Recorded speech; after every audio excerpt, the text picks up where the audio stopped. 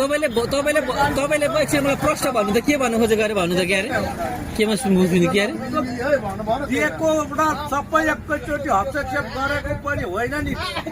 दिएको हो, बेचेको हो, अब खाएको हेर्नु हो।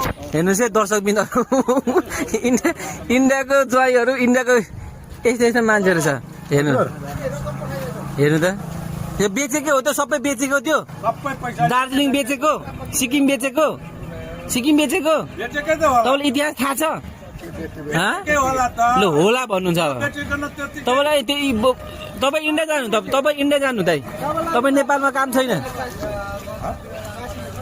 तपाईँ इन्डिया गएर बस्नु